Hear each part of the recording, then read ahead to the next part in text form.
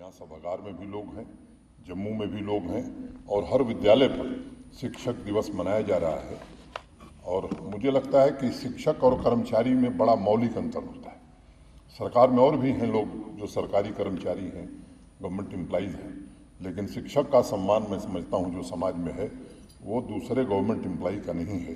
ये बात हमें ध्यान में रखनी चाहिए। और मैं मानता हूँ कि समाज में दो ऐसे तत्व हैं, एक पिता और दूसरा शिक्षक। पिता भी चाहता है कि हमारा पुत्र हमसे बेहतर बने और वही स्थान शिक्षक का है जो चाहता है कि मेरा विद्यार्थी मुझसे भी बेहतर पढ़ाई लिखाई में हो, आचरण व्यवहार में हो। मैं समझता हूँ कि उस स्थान की जो गरिमा है वो पैसे से उसका मूल्यांकन नहीं किया जा सकता है। और मेहता जी ने आपको बताया कि चाहे वो बजटरी सपोर्ट का मामला हो, इंफ्रास्ट्रक्चर हो, इन सभी मामलों में देश के बाकी राज्यों से हम बेहतर स्थिति में। और मुझे खुशी इस बात की भी है कि पिछले एक वर्ष में जो प्रयास वीके सिंह जी और उनकी टीम ने किया है उसकी मुक्त कंठ से मैं सराहना कर रहा हूँ। हम कह सकते हैं कि कई माइलस्टोन हमने राष्ट्रीय स्तर पर शिक्षा विभाग में हासिल किए हैं, जो निश्चित रूप से हम सबके लिए गर्व की बात है। अवाम में जो हजारों लाखों जीवंत रूह पैदा हो रही है उसके पीछे मैं मानता हूँ कि आप सबका, माने शिक्षकों का बहुत बड़ा योगदान है। अनेक बातें हमारे शास्त्रों में भी कही गई हैं। मुझे लगता है कि संस्कृत में एक बात कही गई टीचर के बारे में, मैं उसे उद्धृत करना चाहूँगा। Sanskrit words for teachers based on their unique abilities.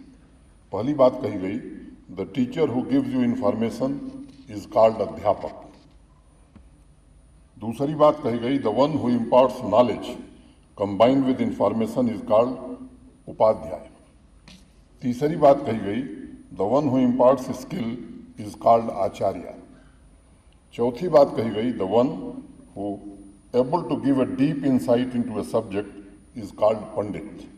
और पांचवी बात कही गई, the one who has a visionary view on the subject and teaches you to think in that manner is called द्रष्टा।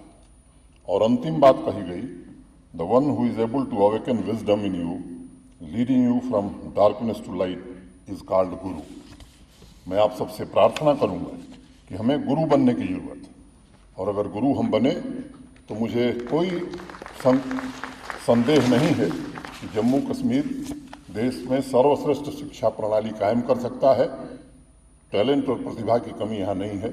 इतिहास में अगर आप जाएंगे तब से लेकर के वर्तमान में भी जिस तरह के नौजवान हमें मिलते हैं, मैं यकीन के साथ ये बात कह सकता हूँ कि प्रतिभा की कमी नहीं है, उन्हें तराशने की जरूरत है और वो काम आप सबको करना है। खास तौर से कोरोना की कठिनाइयों के बावजूद पिछले 2 वर्षों में जिस तरह से आपने जो लर्निंग गैप्स को भरने की कोशिश की है, विद्यार्थियों को जिस तरह से आपने गाइड किया है, मैं सभी प्रिंसिपल्स, टास्क फोर्स के मेंबर्स, सभी टीचर्स और पूरे एजुकेशन डिपार्टमेंट को इसके लिए बधाई देता हूँ। लेकिन एक चुनौती हमारे सामने आई कि कैसे इस पैंडेमिक में भी हम अपना काम जारी रखें। प्रशासनिक तौर पर हम कोशिश कर रहे हैं कि 18 आयु वर्ग के ऊपर के जो हमारे बच्चे हैं वो सभी जल्दी से जल्दी वैक्सीनेट कर दिया जाए। लेकिन 10th और 12th के बोर्ड के एग्ज़ाम हैं, उन बच्चों को पढ़ाना मुझे लगता है कि अब आवश्यक हो गया है। जिस बात का जिक्र किया मेहता जी ने, नीट एक बड़ा साहसिक फैसला हमने किया। हमारी मेडिकल की सीटें 500 थी, भारत सरकार और आदरणीय प्रधानमंत्री जी के कारण वो बढ़ करके 900 से ज़्यादा हो गई। मुझे लगता है कि हमें अब इस चुनौती को स्वीकार करने की ज़रूरत है। हम आप सबसे भी निवेदन करेंगे कि यहाँ के बच्चों को इस तरह से ट्रेन करने की ज़रूरत है कि नीट में हमारा जो परफॉर्मेंस है किसी भी राज्य से बेहतर हो। और मुझे लगता है कि हम निश्चित रूप से उसे प्राप्त करेंगे। ये सब फैसले मुख्य सचिव महोदय आज लेने वाले हैं। व्यक्तिगत रूप से मैं स्वयं विद्यार्थी भी रहा हूँ, मेरे पिता भी शिक्षक रहे हैं और उस जमाने में शिक्षक प्रिंसिपल भी थे वो, तो विद्यार्थियों की भी पिटाई करते थे और मैंने अपनी आंखों से देखा है कभी कभी टीचर्स की भी पिटाई उन्होंने किया। उस माहौल में हम लोग पढ़े। मुझे याद है जिस बात का जिक्र अभी मेरे पूर्व के वक्ता कर रहे थे, जब मैं अलजेब्रा पढ़ना शुरू किया स्कूल में, तो जो मेरे टीचर थे उन्होंने मुझे एक फार्मूला बताया और मुझे याद है आज भी, a + b² = a² + b² + 2ab। लेकिन ये हुआ कैसे, मैं इंटर पास कर गया, मुझे समझ में नहीं आया।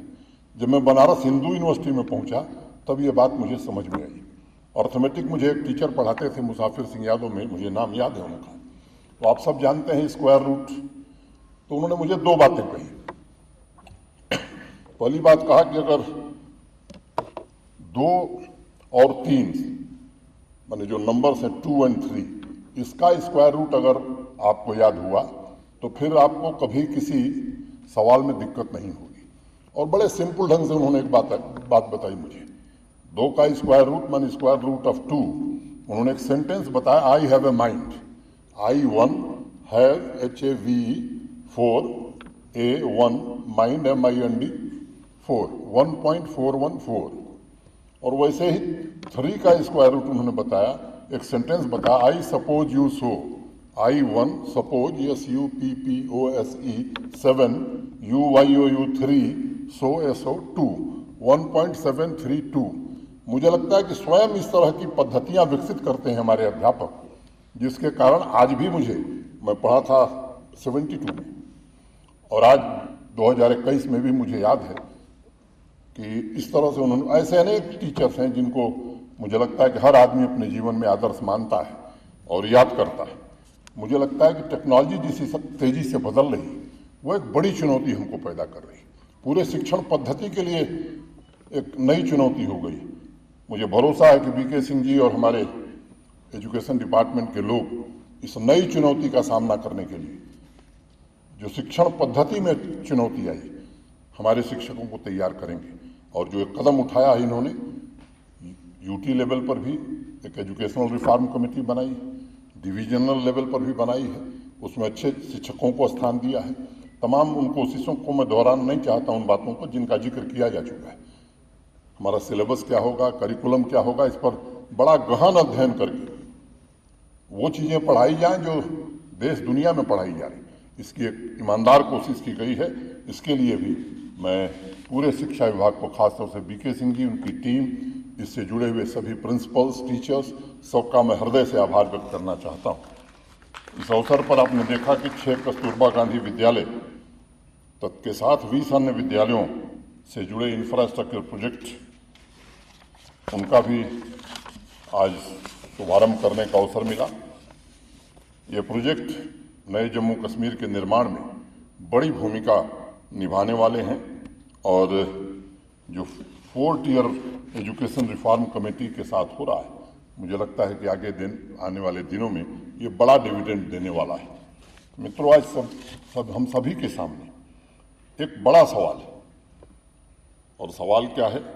What the future of education looks like in the post-pandemic era. How are we going to address the existing gaps and disparities? What role the educators will play in technological advancement? How are we going to inculcate values, scientific temper to create the future minds of Jammu Kashmir?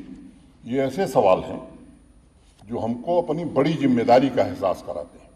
और मेरा ख्याल है कि आज़ादी के बाद से हम लोग अनेक क्षेत्रों में क्रांति की बात करते हैं और उसके साक्षी भी हम में से अनेक लोग बने हैं।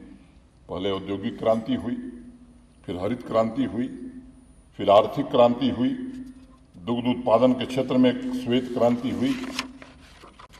मुझे लगता है कि पहली बार देश के सम्माननीय प्रधानमंत्री आदरणीय नरेंद्र मोदी जी के मार्गदर्शन में इस देश में शिक्षा के क्षेत्र में भी बड़ी क्रांति नेशनल एजुकेशन पॉलिसी के रूप में न्यूनेस आई है, जो गांव शहर को समान रूप से प्रभावित करने वाली होगी और भविष्योन्मुख, जिसे हम फ्यूचरिस्टिक बात कर सकते हैं, एटमॉस्फेयर पैदा करेगी, जिससे समाज और राष्ट्र में बड़ा बदलाव आने की हम उम्मीद कर रहे हैं। इस क्रांति का मतलब साफ है कि हमारे बच्चों और युवाओं को नए नए स्किल्स, नए इनोवेशन, नए रिसर्च के साथ साथ विश्व के अन्य देशों के साथ चलना है। साइंस और संस्कार का मिला जुला स्वरूप निर्मित कर आप सभी गुरुजनों से, शिक्षकों से मेरा निवेदन होगा कि जम्मू कश्मीर तथा देश के सपनों को हकीकत में बदलने में आप सब अपनी पूरी भूमिका का निर्वहन करिए। मैं अपनी बात आगे कहूँ इसके पहले एक दो आग्रह करना चाहूँगा। जिस हर्षोल्लास से हमने आज़ादी का 75वां वर्ष मनाया है, मुझे लगता है कि उसी तरह कि आज हम संकल्प शिक्षक दिवस पर ले सकते हैं कि आज़ादी का जब शताब्दी वर्ष अमृत महोत्सव हमने मनाया है, धूमधाम से मनाया, जब हम आज़ादी का शताब्दी वर्ष मनाए तो ये शिक्षकों का गुरुतर दायित्व मैं मानता हूँ, सबसे बड़ी जिम्मेदारी मानता हूँ कि 25 साल बाद जम्मू कश्मीर का युवा कैसा होगा, वही जम्मू कश्मीर के भविष्य का भाग्य का निर्धारण करेगा। मैं आप सबसे विनम्रतापूर्वक निवेदन करना चाहता हूँ कि आज हमें संकल्प लें शिक्षक दिवस के अवसर पर कि हम अपने काम को पूरी तन्मयता से, ईमानदारी से, जिम्मेदारी से करेंगे। आखिर समाज हमें बच्चे देता है, हम बच्चे को क्या दे रहे हैं, समाज को क्या दे रहे हैं, इस पर जरा एक बार पुनर्विचार करने की जरूरत है। और मैं आपसे निवेदन करना चाहता हूं कि जब देश शताब्दी वर्ष मनावे तो जम्मू कश्मीर शिक्षा के केवल वो मुकुट, हम भौगोलिक दृष्टि से नहीं, शिक्षा के क्षेत्र में मणि मुकुट के नाम से जम्मू कश्मीर जाना जाए, इसका संकल्प अगर आज हम ले सके तो मैं समझता हूं कि ये बड़ी बात होगी। और इसकी तैयारी अभी से करनी होगी। जिस ऊंचाई पर हम जम्मू कश्मीर को देखना चाहते हैं उसमें आपकी भूमिका हम सबसे ज़्यादा है। जो मंच पर लोग बैठे हैं इनसे बहुत ज़्यादा बड़ी भूमिका आपकी है और मेरा निवेदन है कि आप इस भूमिका का पूरी तरह से निर्वहन करिए। हिंदी के विख्यात कवि तुलसीदास जी का नाम आप में से कुछ लोगों ने सुना होगा। उन्होंने एक बात कही कि गुरुबिन भवनि तरहन कोई, जौ बिरंज शंकर सम हुई। चाहे शंकर हो या ब्रह्मा हो, गुरु के बिना भवसागर से पार उनको करना भी बड़ा मुश्किल है। तो भगवान शंकर और भगवान ब्रह्मा अगर दुनिया की चुनौतियों का सामना बिना गुरु के नहीं कर सकते हैं तो सामान्य मनुष्य कैसे करेगा। मुझे लगता है कि आप ये स्थान शिक्षक का है और इसलिए आप समझ सकते होंगे कि अवाम में आपका जो स्थान है वो सर्वोच्च है, सबसे ऊपर है, क्योंकि भविष्य का निर्माण आप ही कर सकते हैं, हम भविष्य का निर्माण नहीं कर सकते। और मुझे लगता है कि ये बात हमेशा आप लोगों को याद रखनी चाहिए कि हमारी संस्कृति का जो मूल आधार है वो गुरु है और तरक्की की पहली शुरुआत आपसे ही होती है। हमारे चीफ सेक्रेटरी साहब, एलजी, एडवाइजर, हमारे सेक्रेटरी, इनसे शुरुआत नहीं हो सकती, शुरुआत आपको करनी है। और मैं एक बात बार बार कहता हूँ कि जीवन में कोई पूर्णांक नहीं होता है, सबको जीवन भर सीखना है। जितने विद्वान आप हो जाए, बहुत ऐसी सारी चीज़ें हैं जो जीवन भर आप सीख सकते हैं। अगर इस भाव से हम शिक्षा के क्षेत्र में काम करेंगे तो निश्चित रूप से मैं उम्मीद करता हूँ कि जो जम्मू कश्मीर के अवाम की अपेक्षा आपसे है, जो हम सब की अपेक्षा आपसे है, आप उस अपेक्षा को पूरा करेंगे। उपनिषदों में एजुकेशन को आत्मानुभूति यानी ज्ञान, कर्म और योग का माध्यम बताया गया है। अगर आप जम्मू कश्मीर को आत्मनिर्भर बनाना चाहते हैं तो हमें हर क्षेत्र में मौजूद असीम संभावनाओं को जमीन पर उतारना होगा और उसे जमीन पर उतारने में सबसे बड़ी महत्वपूर्ण भूमिका आप गुरुजनों की, आप शिक्षकों की होने वाली है।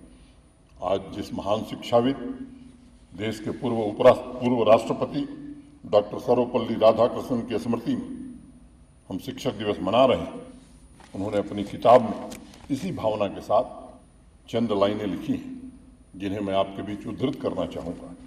प्रत्येक संतोषप्रद शिक्षा पद्धति का उद्देश्य व्यक्ति का संतुलित विकास होना चाहिए और उसे नॉलेज एवं विजडम माने प्रज्ञा, दोनों के विकास पर आग्रह के साथ काम करना चाहिए। शिक्षा केवल बुद्धि को प्रशिक्षित न करे बल्कि हृदय को भी उदात्त भावों से भरे। मानव जाति के लिए फिजिकल स्लम्स की अपेक्षा मानसिक स्लम्स अधिक भयावह है। ये जो मानसिक स्लम है इसे हम नहीं भर सकते, आप ही को भरना है। ये बहुत ध्यान देने की बात है मित्रों।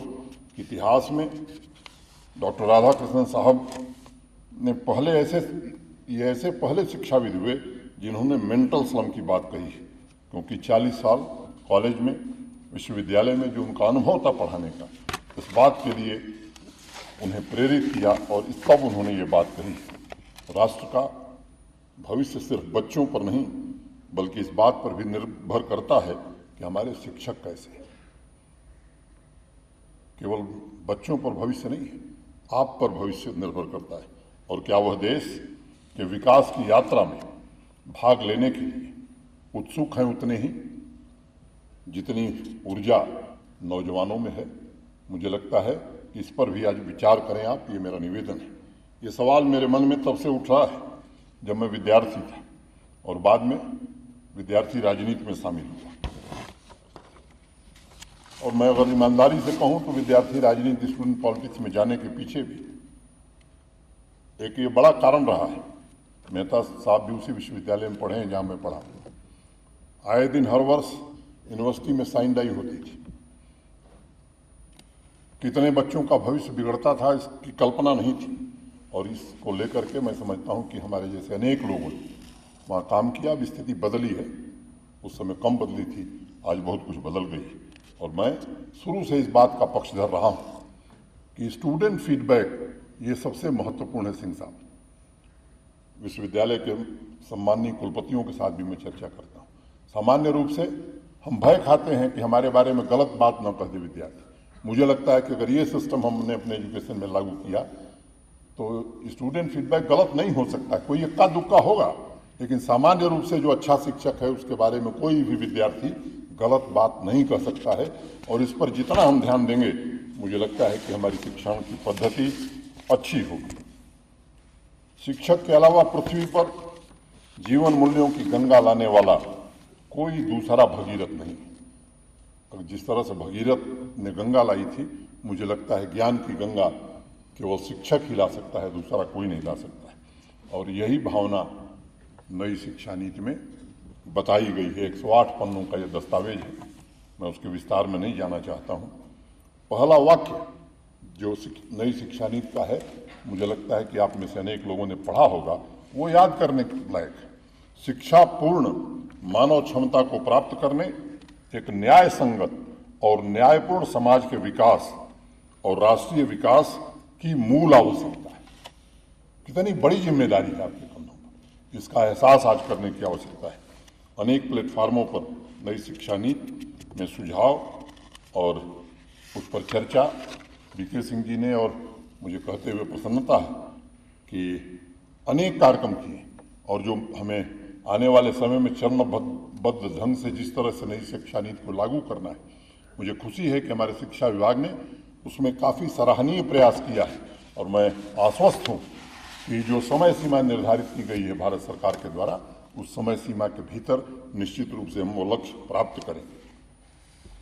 आज स्कूलों की पढ़ाई में पूरे विश्व में परिवर्तन आया है। जिस बिग डेटा की बात, मशीन लर्निंग की बात, आर्टिफिशियल इंटेलिजेंस की बात हो रही है, मुझे लगता है कि वैज्ञानिक और तकनीकी परिवर्तन का लाभ किस प्रकार से हमारे छात्रों को मिले, उनकी मानसिक क्षमता को हम कैसे बढ़ा सकें, नई ऊंचाई पर कैसे वो पहुँचें, ये हमें सोचने की ज़रूरत है। दूसरी तरफ कला संस्कृति जो यहाँ की विरासत है, उसे उचित स्थान प्रदान करने के लिए क्या क्या प्रयत्न करने की आवश्यकता है, इस पर भी काम करने की ज़रूरत है। और इन सब का जवाब मुझे लगता है नई शिक्षा नीति देती है। यह नीति आपका ऐतिहासिक सहयोग कर रही है। पहली बार टीचर और स्टूडेंट्स को खुला आकाश मिला है। स्टूडेंट्स को एक ही क्लास, एक ही कोर्स में बांध कर नहीं रखा गया है इस नीति में। दूसरी तरफ टीचर्स को भी सामर्थ्य और प्रतिभा के अनुसार बच्चों को पढ़ाने का मौका मिलेगा, ये बात भी उसमें कही गई है। अगर कोई विद्यार्थी, कोई स्टूडेंट इतिहास पढ़ने की बजाय वोकेशनल ट्रेनिंग करना चाहता है, तो मुझे लगता है कि उसकी व्यवस्था इस शिक्षा नीति में की गई है। अब टीचर नहीं कह सकते कि यह लड़का मैथ में कमज़ोर है, उसे कैसे पढ़ाएं। मुझे लगता है कि उसके टैलेंट के हिसाब से अब ऑप्शन उपलब्ध है, उसे वो ऑप्शन दीजिए। मुझे एक और बड़ी खुशी है कि जेंडर गैप और ड्रॉप आउट रेट को कंट्रोल करने के लिए भी पिछले दिनों में लगातार प्रयास हुए। 2000 किंडरगार्टन स्कूल इस्टेब्लिश हो चुके हैं और 3500 स्कूल अगले एकेडमिक सेशन से शुरू हो जाएंगे। इसके लिए मैं बीके सिंह जी को, उनकी पूरी टीम को हृदय से बधाई देता हूँ। सभी 23,112 सरकारी स्कूलों में स्वच्छ पीने का पानी, सैनिटेशन और बिजली कनेक्शन ये लगा दिए गए। इको फ्रेंडली एक्टिविटीज़ के लिए 4000 इको क्लब बनाए गए। आदरणीय प्रधानमंत्री जी के निर्देशन में प्रशासन ने पूरी संवेदना के साथ 57 बच्चियों को, जिनका परिवार कोरोना महामारी से प्रभावित हुआ था, उन्हें कस्तूरबा गांधी विद्यालय में प्रवेश दिलाया जा चुका है। कक्षा 1 से 10 तक की टेक्स्ट बुक के कंटेंट को बेहतर ढंग से रिवाइज किया गया है और वह नेशनल तथा इंटरनेशनल स्तर के किसी भी टेक्स्ट बुक से मुकाबला करने को आज तैयार है। इसके लिए फिर से एक बार मैं अपने शिक्षा विभाग के सभी लोगों को हृदय से बधाई देता हूँ।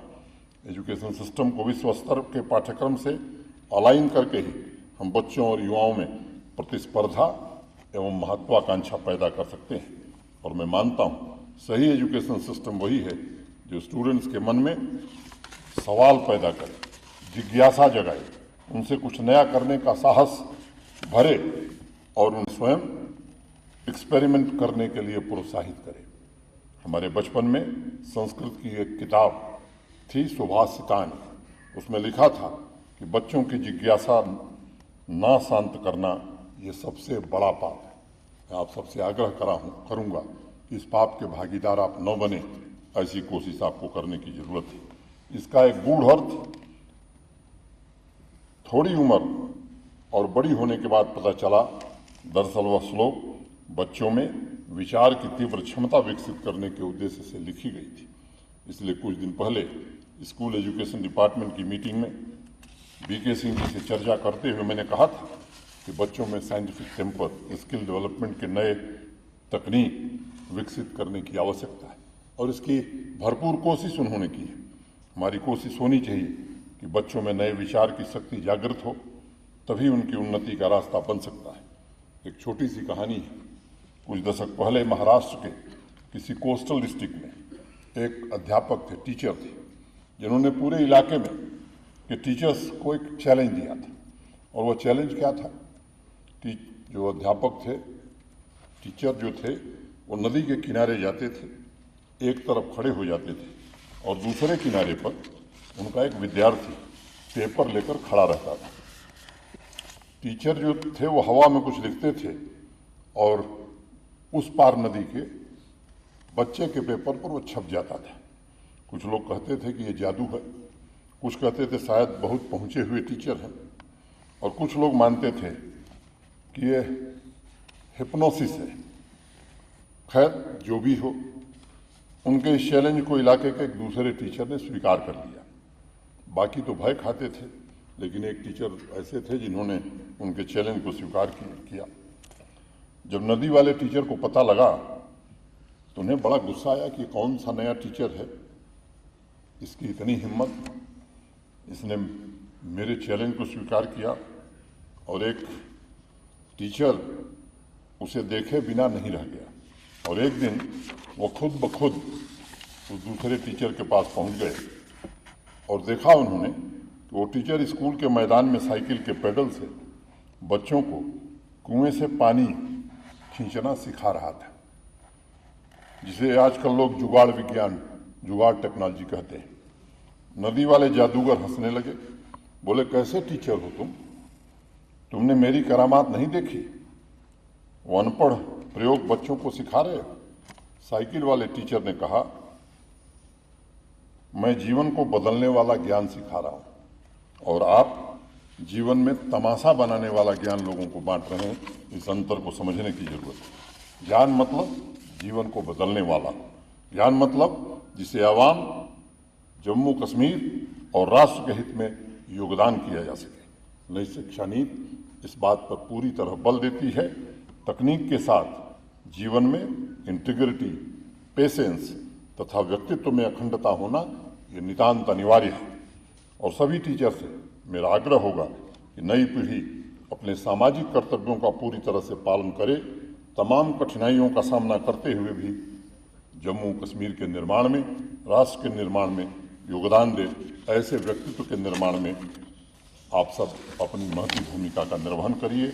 नए विचार, अभ्य, जागरूकता, साहस, विवेक को पैदा करने वाली शिक्षा ही नई मनुष्यता के विकास की आधारशिला बन सकती है। इसलिए प्रशासन ने अनेक बड़े फैसले, महत्वपूर्ण फैसले लिए।